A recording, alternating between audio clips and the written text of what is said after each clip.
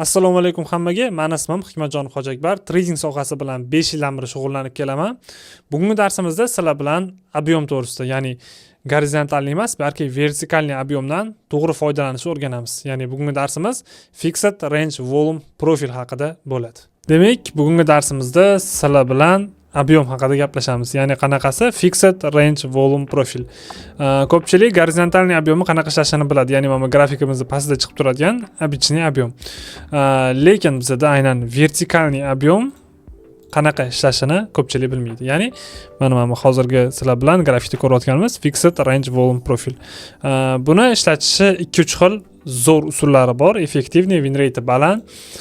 Shularni bugungi darsimizda sizlar bilan bitta-bitta ko'rib chiqamiz. Oldin Fixed Range Volume Profile nimani ko'rsatishini gaplashib olsak sizlar bilan, ma'lumot olsak.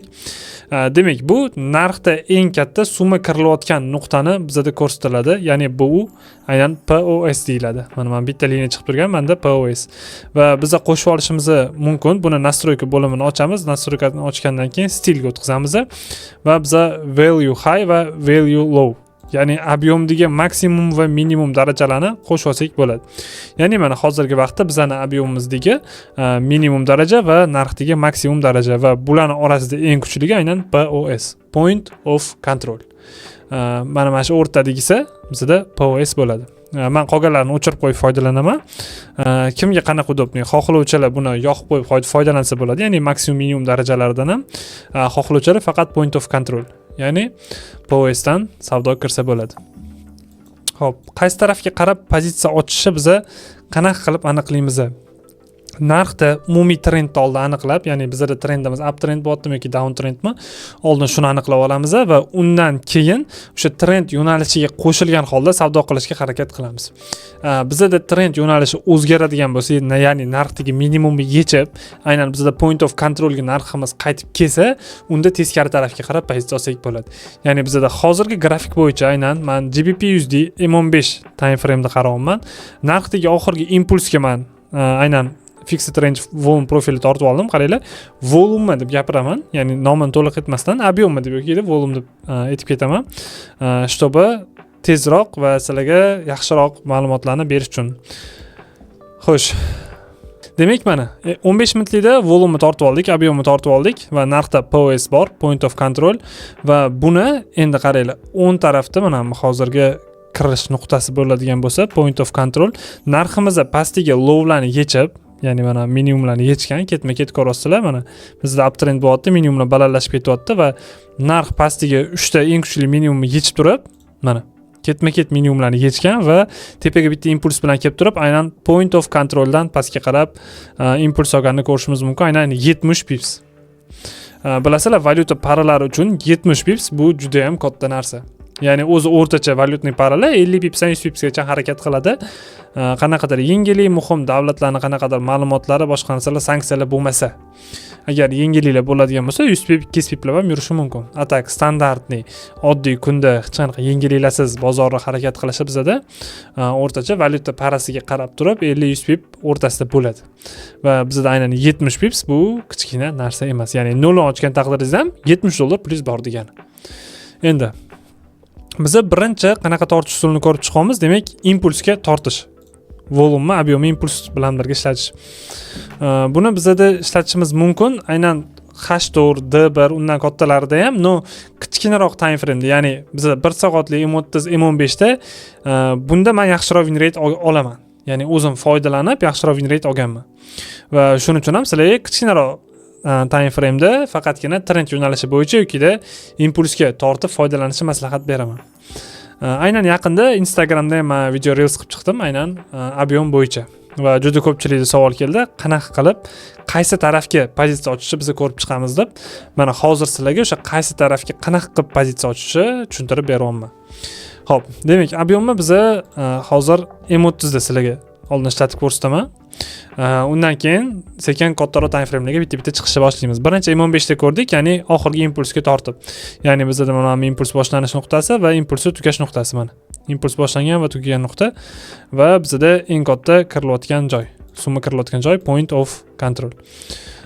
Demak, Instagramdagi Reelsga qaytadigan bo'lsak, Instagramdagi Reelsda qanaqa edi? Aynan sessiyalarni qo'shib olamiz va har bitta sessiyada davomida mana bitta sessiyaga to'liq tortib oladigan bo'lsak, bizda bu point of controlni ko'rsatadi. Ya'ni bozordagi eng katta summa kirilayotgan nuqta. Va mana bu qanaqa kuchli darajaligini ko'rasizlar. Narximiz maksimumga ketdi mana. Oldingi haylani yechdi. Bizda trend, umumiy trendni mana uzoqlashtirib ko'rsataman. Uptrend D1da o'sha uptrend boshlangan. Haftalikda hali ham down trend aynan funt dollarda. Xo'sh, bugungi sana demak 2025-yil 14-noyabr. Va realni hozirgi vaqtda bozor yurayotgan paytda birga tahlil qilamiz sizlar bilan. Xo'sh, bizda impuls bor. Mana impuls hayla yechildi. Bizda uptrend, demak pozitsiyani bayga qarashimiz kerak. Va bizda kechagi kundagi point of controldan narximizni mana bizda aynan 80 pipsli impuls bergan. Mana narx tushdi, point of controlga keldi. Demak, bizning stopimiz qayerda joylashgan bo'ladi? Ob'yommi pastda. Ya'ni kirish nuqtasini pastda joylashgan bo'ladi. Va bizning stopimiz bu holatda 20 pipsdan katta, 23 pips bo'lyapti. Take profitimiz 80 pips. Demak, bizda idealni 1/3 dan balans соотношение bor. 1/3,5 соотношениemiz bor. Ya'ni error bizda 1/3,5 bo'ladi bu holatda. Endi biz bugungi kunga agarda ob'yomni tortib oladigan bo'lsak, bugungi kun ochilishi va hozirgi sana. Mana hozirgi vaqt. Hozirgi vaqtda narximiz o'rtada turibdi. Ko'rasizlar, narx o'rtada turibdi. Demak, bugun juma kuni bo'lgani uchun bugun narxi bunaqa turishiga pozitsiya ochmagan yaxshiroq. Narxi bunaqa turishiga. Endi buni kattaroq time frame deb aytganimdek, umumiy trend bo'yicha ishlatish ko'ramiz, ya'ni 4 soatlik time frame. Bizda demak, oxirgi impuls mana bu joyda boshlanyapti va maksimumda tugayapti. Mana bizda impuls boshlanayotgan nuqta. Va impulsimiz tugayotgan nuqtasi. Mana. Va narxda eng katta kirilayotgan summa. Va bizga eng glavnisi kerak bo'ladi, bu emas, uje bu bizda eski impuls va bizda narxda qaranglar, yangi impuls bor. Ya'ni narxga yaqinroq impuls mana. Demak, impulsimiz umumiysi mana bu yerda boshlanyapti bizda, aynan 4 soatlik time frame da va hozirgi vaqtgacha ham tortib olishimiz mumkin buni. Va buni hashtorda ko'radigan bo'lsak, demak bizda narx mana. Narx hozir aynan savdoga kirish nuqtasida turibdi. Va umumiy trendimiz buy va bizning pozitsiyamiz buy uchun bo'ladi bu holatda. Endi faqatgina ob'yomga qarab ishonib kirish kerakmi? Yo'q. Faqatgina ob'yomga qarab kirish kerak emas. Oldin обязательно narxdagi global darajalarni aniqlab olishimiz kerak bo'ladi. Demak, global darajalarni biz har doim katta time frame dan ko'ramiz. Ya'ni haftalik, kunlik xuddi shunaqa qilib mana oddiy analiz qilganingizda qanaqa maksimum minimum belgilasanglar, xuddi shunaqa belgilab olishingiz kerak. Чтобы ob'yomni tortishdan oldin. Demak, mana kunlik time frame narxdagi o'sha globalniy darajalar, mana narxdagi globalniy darajalar. Вот, mana va bizda mana maksimumniy daraja.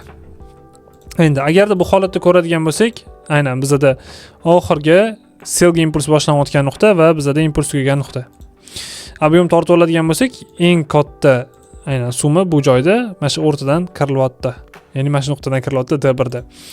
Va bu bizda umumiy trend qayerda? Umumiy trend hozirgi payt uje katta ob'yom selda, lekin hozirgi mana H4 bilan D1 bayda qatgacha 32500 D1 dagi global daraja. Aynan mana shu joygacha biz buy pozitsiya qarashimiz kerak funt dollardan. Endi buyga pozitsiyani qanaqa qilib qaraymiz? Boyiga kichkina time framelarga demak qaytamiz.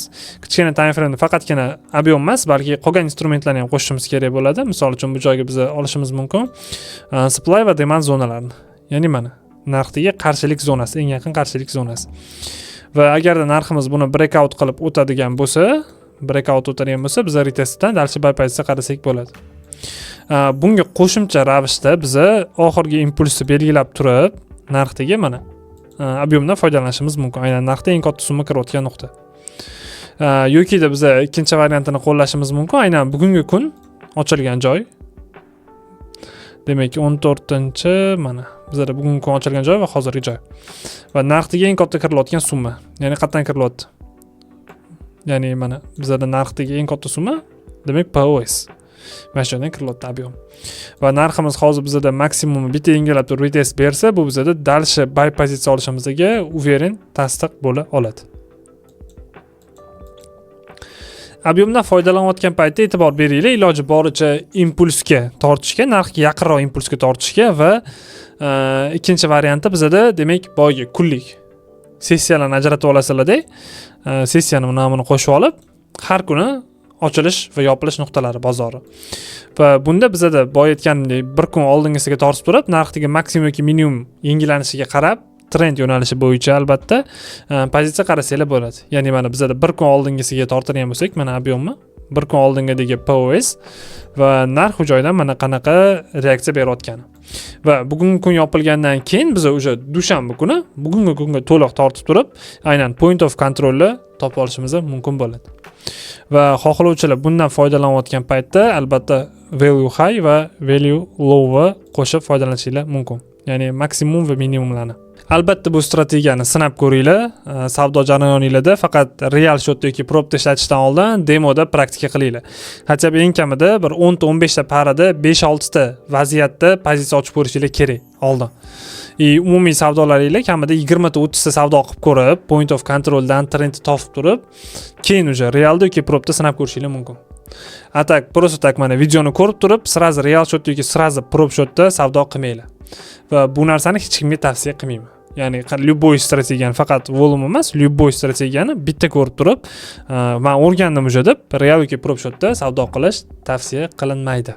Bugungi darsimiz foydali bo'lgan bo'lsa, albatta like bosib, kommentariyada o'zingizlarning fikringizni yozib qoldiringlar. Va bundan ham foydali darslarni o'tkazib olmaslik uchun kanalga obuna bo'lib qo'yinglar. Hammaga omad, charchamanglar.